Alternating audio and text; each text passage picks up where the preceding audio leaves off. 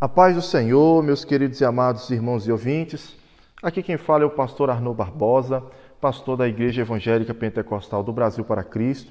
Somos da congregação de Formosa, Goiás, e eu quero primeiramente agradecer a Deus por essa oportunidade, a oportunidade dada também pela nossa amada pastora Luíde e o nosso amado pastor Gedeon Júnior, que é o líder deste projeto de leitura bíblica diária.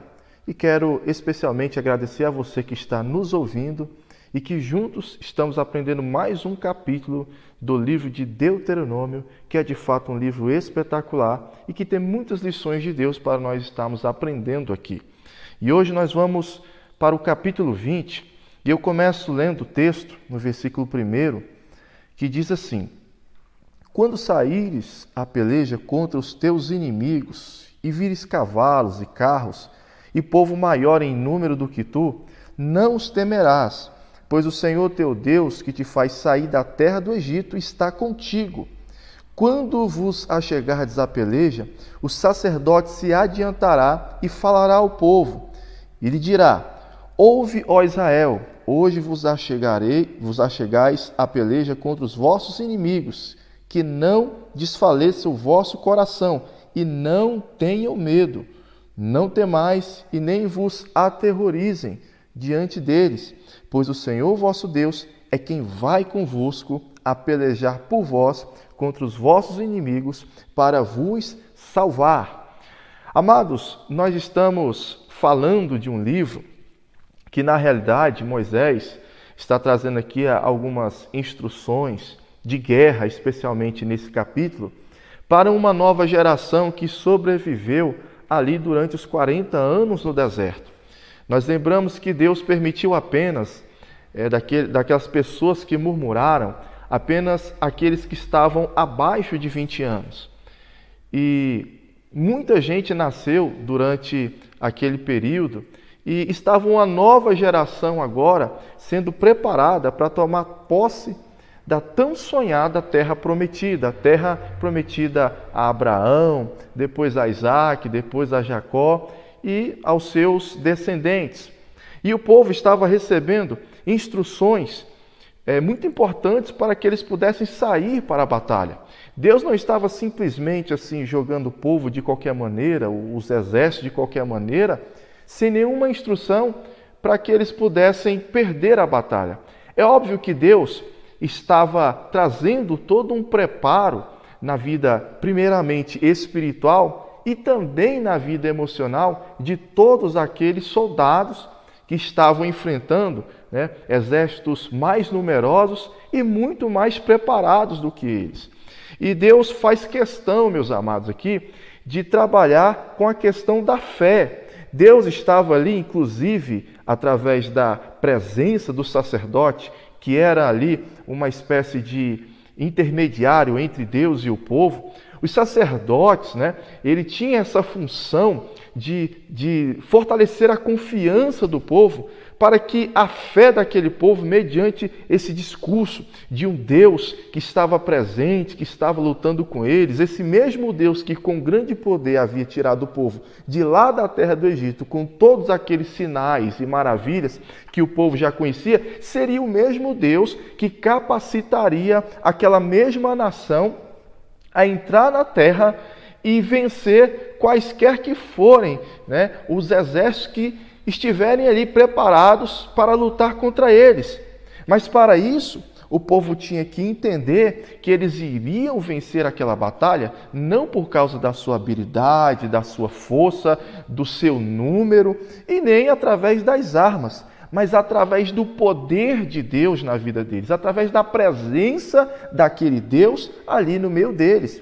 Por isso, meus irmãos, o povo deveria fortalecer a sua confiança em Deus e, ao mesmo tempo, todo e qualquer vestígio de medo deveria ser eliminado no meio do povo antes deles saírem para a guerra. Até porque, meus irmãos, nós sabemos que a fé, ela produz uma confiança em Deus capaz de gerar vitórias para a vida da gente. Mas, ao mesmo tempo, o medo, ele é algo terrível na vida do povo de Deus. E assim como a fé, ela produz a certeza de receber vitórias de Deus, O medo, ele é uma espécie de fé também, só que ele é uma fé negativa, é uma fé que gera maldição, que gera derrota na vida daquele que é aprisionado por ela. É uma fé maligna, é uma fé ao contrário. Quer dizer, a pessoa, muitas das vezes, ela nem concebeu ainda o mal, ela nem passou ainda pelo mal, pela tragédia, mas pela leitura humana que ela faz dos fatos, né? Ela tira conclusões humanas e, através dessas conclusões humanas, ela já toma posse daquela derrota sem mesmo ela ter lutado. E Deus não queria que isso acontecesse no meio da nação de Israel. Por quê? Porque Deus estava mostrando que era exatamente pelo poder e pela graça sobrenatural dele na vida daquele povo que Israel conquistaria toda aquela terra. E Deus se preocupava tanto, irmãos, com essa questão da fé, e tinha tanta preocupação em expulsar o medo, as incertezas e o pessimismo do meio do povo, que aqui no versículo 8, ele foi bastante enfático em dizer da seguinte maneira: olha, todo homem medroso e de coração tímido, né, de coração angustiado, todo aquele que estiver ali, sabe, tremendo de medo de ir para essa guerra, olha, pode mandar voltar para casa. Por quê? Porque essas pessoas, no meio do exército de Deus, eles têm um poder destrutivo para contaminar o coração dos outros soldados. Amados, aqui, Deus está nos mostrando o perigo que um pessimista tem no meio da obra de Deus, no meio de uma grande guerra, né?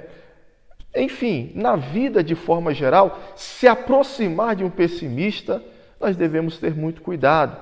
Porque o pessimista, irmãos, ele tem uma influência tão maligna, mas tão maligna, que ele é capaz de gerar dúvida no coração dos crentes. E não somente a dúvida, às vezes até mesmo o desânimo. E muitas vezes ele consegue fazer uma pessoa, né, promissora a vencer uma grande guerra, a simplesmente desistir e aceitar a derrota.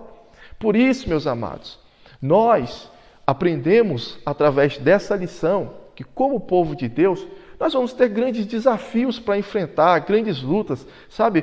E grandes chamadas do Senhor para a nossa vida, que aos nossos próprios olhos, a gente não tem a capacidade, não tem a qualidade, não tem a condição de realizar, seja coisa na esfera material, humana ou na questão espiritual.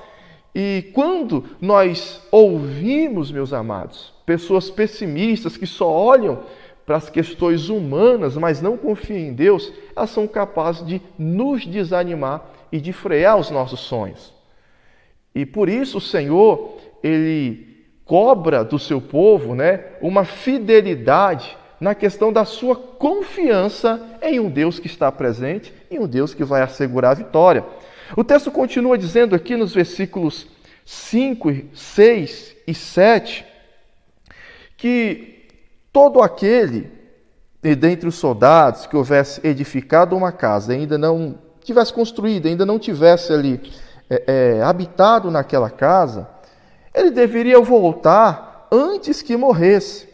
E se ele tivesse plantado uma vinha e não experimentado o fruto, também deveria voltar, porque se por acaso ele morresse na batalha, ele não poderia desfrutar. E se ele tivesse ali, né, desposado, ou seja, noivo, esperando o casamento, e ainda não tivesse consumado esse casamento, ele também deveria voltar, dar um tempo daquela guerra, para quê? Para que ele pudesse desfrutar daquele casamento, consumar o casamento e viver durante um tempo com aquela esposa. E com isso, Deus está mostrando um seguinte para os soldados: olha, filho, você que ralou, você que trabalhou para construir essa casa, para construir essa vinha, você que está esperando, né, o momento de você se casar, se preparou para esse casamento, olha, tire uma folga, vai lá, aproveite a sua casa, aproveite o fruto do seu trabalho, aproveite a sua esposa, porque a vida é curta, né? Você não sabe o dia de amanhã, você não sabe o que pode acontecer, então aproveite, né? Você é um soldado, você é um guerreiro, mas você tem que entender que há sim um espaço também para priorizar bênçãos que Deus nos deu aqui na esfera familiar, na esfera material. e Deus é muito enfático nessa questão, se preocupando com o bem-estar dos seus soldados, com a alegria dos seus soldados. Que outro Deus, irmãos, que outra nação teria em plena guerra, em plenos dias de guerra, tamanha preocupação assim com os seus soldados, com o seu bem-estar? O nosso Deus nos dias de hoje continua, irmãos, também se preocupando com o nosso bem-estar. A gente trabalha, a gente rala o dia inteiro, a semana inteira, o ano inteiro, mas Deus está nos mostrando com essa palavra que, por mais soldados e guerreiros que sejamos, nas lutas e nas adversidades, nos problemas da vida, há sempre um momento para nos alegrarmos com coisas preciosas que Ele nos deu também aqui na face da terra. Agora, uma coisa me chama a atenção, irmãos, nesses versículos, é quando Deus diz assim: desfrute, porque você pode morrer e alguém desfrutar no seu lugar. Olha, irmãos, a aparente contradição. Espera aí, como é que Deus, primeiramente, Ele diz que eu devo ter fé, que Ele vai lutar comigo, que Ele vai me salvar dos meus inimigos e que eu devo confiar nele porque Ele está comigo na batalha e vai me salvar. E de repente, logo em seguida, Ele diz que há uma possibilidade de eu morrer na batalha. Como é que eu posso entender? Espera aí, primeiro Deus diz que vai lutar comigo e vai me salvar, e depois simplesmente Ele diz que eu posso morrer na mão dos meus inimigos. Meus amados, nós devemos entender o seguinte: primeiramente, morrer na batalha não significa perder a guerra. Inclusive, irmãos, para que a guerra ela fosse ganha, para que o povo pudesse entrar na terra prometida, era necessário que houvesse sim os sacrifícios de muitos soldados, ou até mesmo o sacrifício da própria vida de muitos soldados durante aquela guerra. E nós observamos isso, irmãos, no exemplo do próprio Jesus no Novo Testamento. Jesus, quando Ele veio, irmãos, desceu da sua glória, veio viver como homem, Ele tinha uma missão, Ele tinha um trabalho a fazer. E o que Ele mais queria era o que? Era conduzir a sua igreja ao reino. Era ser conhecido, ter o seu nome glorificado entre os homens que não o conheciam como Deus. Mas isso só pôde acontecer a partir da sua morte. Depois da morte de Cristo, houve ali a sua glorificação, seu conhecimento se tornou notório ao mundo e a sua igreja pôde alcançar a salvação através do seu sacrifício. Com isso, irmãos, nós entendemos melhor aquele texto de Mateus capítulo 16, versículo 25, quando ele diz que aquele que quiser salvar a sua vida deve perdê-la, e quem perder a sua vida por amor de mim a achará.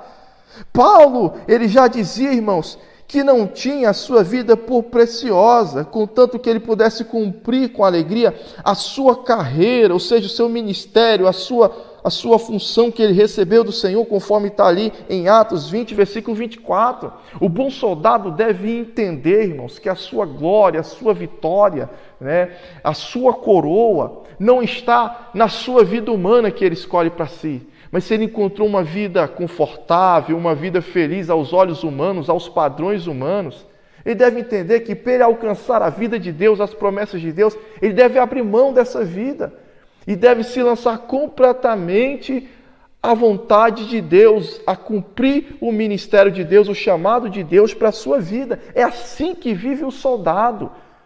E convenhamos, irmãos, imagine aqueles soldados morrendo no campo de batalha. Qual seria a maior glória para eles? Uma terra, uma promessa de uma terra prometida aqui, nessa vida humana e terrena? Ou seria então uma terra onde não haverá choro, dor, tristeza, nem morte, nem pranto, onde o ser humano pode desfrutar da felicidade eterna e da alegria eterna? É claro, irmãos, que a vida eterna seria o maior prêmio e a maior glória para todos esses soldados.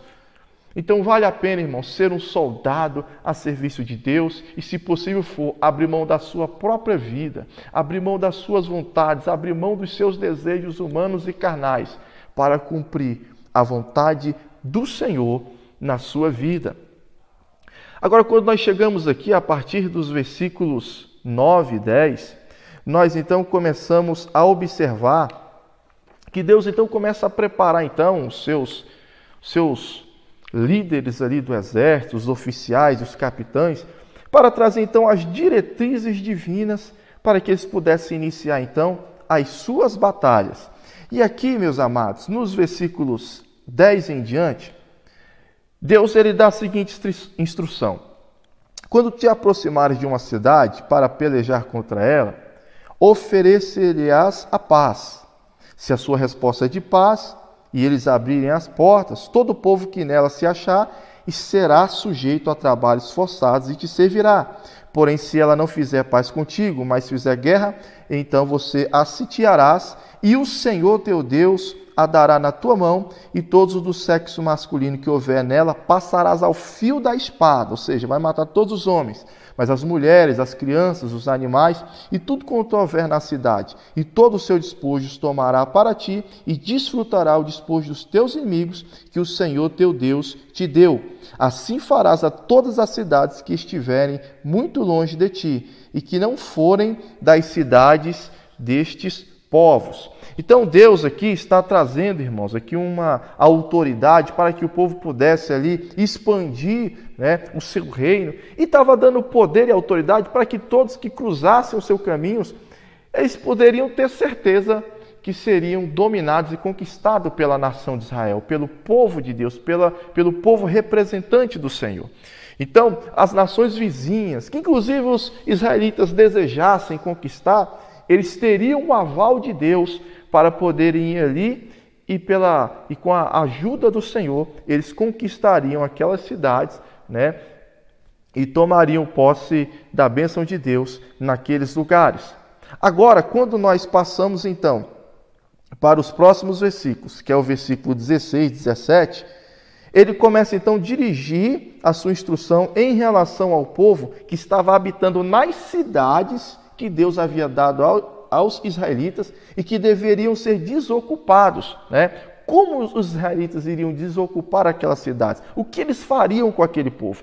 Das cidades dessas nações que o Senhor teu Deus te dá em herança, não deixarás com vida tudo o que tem fôlego. Antes, como te ordenou o Senhor teu Deus, você vai destruí-las totalmente. Os heteus, os amorreus, os cananeus, os fariseus, os heveus e os jebuseus. Olha só, irmão, aqui no versículo 16 e 17, as cidades que os israelitas iriam conquistar, eles deveriam destruir tudo o que havia fôlego de vida.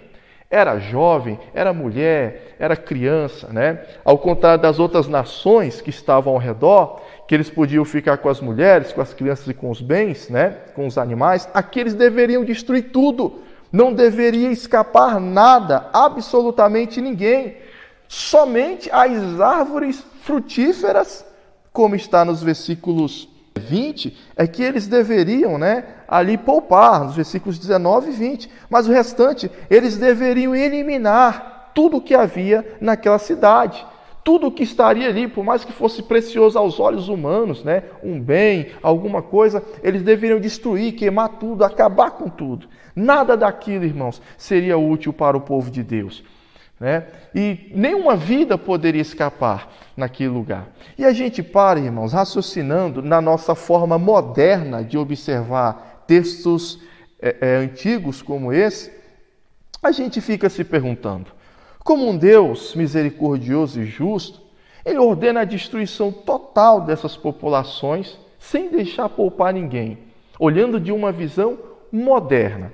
Para que você entenda melhor esse tema, essa pergunta, ela exige 3 respostas interessantes.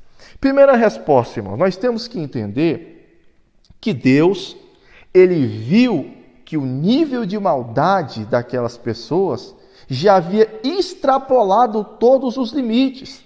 Lembra quando Deus ali entra em aliança com Abraão, em Gênesis capítulo 15, e ele fala ali no versículo 16, que a 4ª geração de Abraão voltaria para aquela terra, quando aquelas nações eles chegassem a um nível de iniquidade, que enchesse a sua medida diante de Deus, ou seja, quando eles se tornassem tão maus, tão iníquos, tão terrivelmente pecadores, Deus ia chegar a um ponto que iria julgá-los com juízo.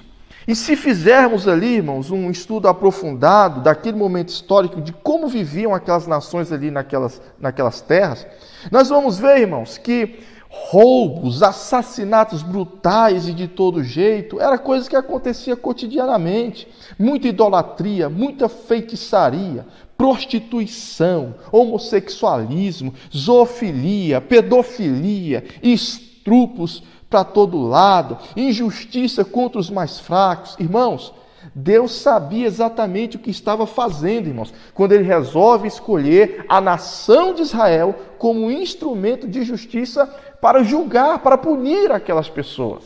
E convenhamos aqui entre nós, Deus, irmãos, que é dono de tudo, que é o Criador de todas as coisas, Ele escolhe os meios que Ele quiser para julgar a quem Ele quiser. Se Ele quiser fazer como Sodoma e Gomorra, mandar ali saraivas de fogo do céu, Ele julga e faz daquela maneira. Se Ele quiser, como nos dias de Noé, mandar um dilúvio e acabar com a geração pecadora, Ele também faz assim. Se Ele quiser, como nos dias da terra do Egito, enviar pragas, depois engolir aqueles exércitos de Faraó, como fez com os exércitos de Faraó ali, através do Mar Vermelho, que se abriu e se fechou quando aquele exército passou. Se Ele quiser julgar dessa forma, Ele julga. Mas aqui Ele escolheu usar a nação de Israel para que, através da guerra, Ele pudesse punir aquelas nações. E Deus é soberano para fazer da forma como Ele quer, as coisas que Ele deseja fazer. E Deus, irmãos, é um Deus justo. E Ele chegou um momento que Ele olhou para aquela nação e disse: não, eu não suporto mais tamanha maldade que está acontecendo no meio desse povo. Então essa é a primeira razão de Deus escolher Israel, para não poupar ninguém. Agora, a segunda razão é que Deus, irmãos, estava protegendo o povo da idolatria. Olha o que diz aqui o versículo 18, irmãos, do capítulo 20, que estamos estudando agora. Ele vai explicar o porquê dessa destruição. Ele vai dizer assim: para que não vos ensinem a fazer segundo todas as suas abominações que fizeram os seus deuses, pois pecariam contra o Senhor vosso Deus. Deus sabia, irmãos, que a estrutura espiritual do povo era muito frágil. E qualquer vestígio, irmãos, daquela idolatria, poderia ser algo que os ensinassem a se desviar do Senhor. E Deus estava protegendo aquela nação para que ela, de alguma forma, não viesse a imitar os pecados daqueles a quem Deus estava destruindo, para que Deus não os destruísse também, juntamente como estava fazendo com eles. Agora, o terceiro motivo, irmãos, é que Deus estava protegendo o povo de rebeliões futuras. O povo, irmãos, deixando sobreviver algumas pessoas ali, ele estaria semeando futuras rebeliões. Verdadeiramente isso acabou acontecendo porque o povo não obedeceu completamente à voz de Deus e não destruiu todos aqueles inimigos. E aí o que acontece? Essas mesmas nações que sobreviveram acabaram sendo uma pedra de tropeço na vida de Israel e, infelizmente, acabaram oprimindo aquela nação e guerras sangrentas e terríveis acabaram acontecendo porque o povo não obedeceu completamente à voz do Senhor. E mandamento do Senhor, meus amados, não pode ser cumprido pela metade, mas sim na sua totalidade. Amados, aqui eu quero encerrar o meu estudo desde já te agradecendo em nome de Jesus. Fique com Deus e até amanhã, se Deus permitir.